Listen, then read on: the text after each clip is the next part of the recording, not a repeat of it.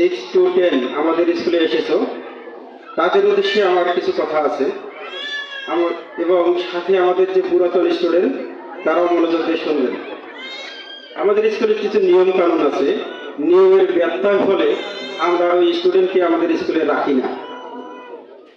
যারা পুরাতন স্টুডেন্ট আছো তারা নিশ্চয় জানো যে আমরা স্কুল থেকে কয়েকজনকে বের করে দিয়েছি এবং টিসি দিয়ে দিয়েছি।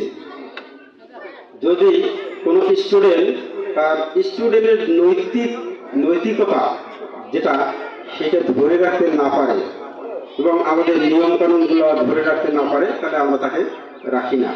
যেমন আমাদের স্কুল শুরু হয় সকাল 9টায়, ঠিক 9টার আগেই স্কুলে উপস্থিত হতে হবে। আমাদের প্রতিদিনে সমাবেশ হয়, সমাবেশে উপস্থিত হতে হবে। সমাবেশ শুরু হওয়ার পরে কোনো স্টুডেন্ট যদি স্কুলে প্রবেশ করে তাহলে তাকে ব্যাগটা ঘাড়ে নিয়েই সমাবেশে উপস্থিত থাকতে হয় পুরা 20 মিনিট থেকে আধা ঘন্টা।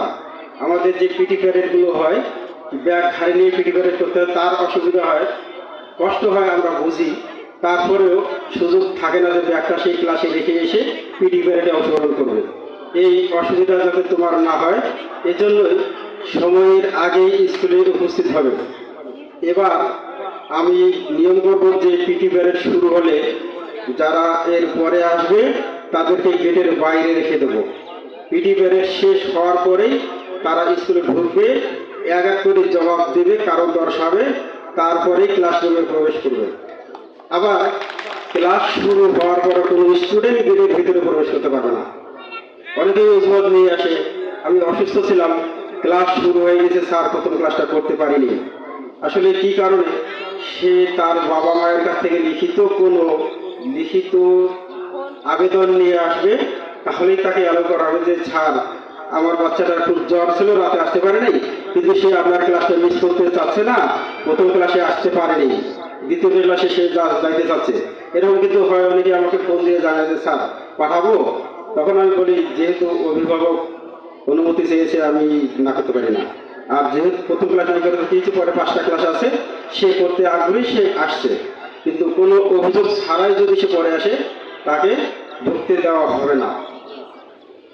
দ্বিতীয়ত, আমাদের আজকের যে অভিভাবক তৃতীয় আমাদের অভিভাবক সমাবেশ, আবারও আমি দুঃখের সাথে জানাচ্ছি যে অভিভাবকগণ আমাদের এখনো এত অসচেতন। আমাদের প্রায় 250 জন স্টুডেন্ট উপস্থিত নেই, আর আমাদের সর্বোচ্চ কত 100 অভিভাবক হবে, 150 জনে নেই। যে অভিভাবকরা আজকে উপস্থিত হননি তারা তো স্কুলের নিয়ম কানুন সম্পর্কে কিছু জানলেন না।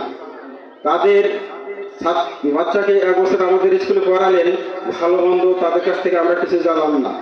পরবর্তী বছর আমরা তার জন্য কি পদক্ষেপ নেব, যদি আপনি নাই জানান তাহলে আমরা তো পদক্ষেপ নিতে পারবো না।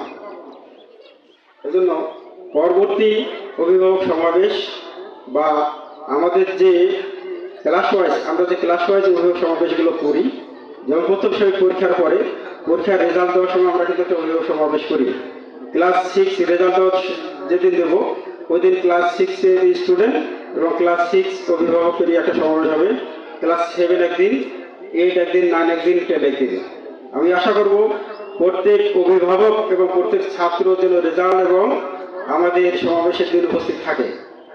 না হলে তার 4 মাসে আমরা কি শেখালাম, সে কি শিখলো, তার কি ঘাটতি থাকলো আমরা জানতে পারবো না, আর না জানলে তার জন্য আমার করার কিছুই থাকবে না।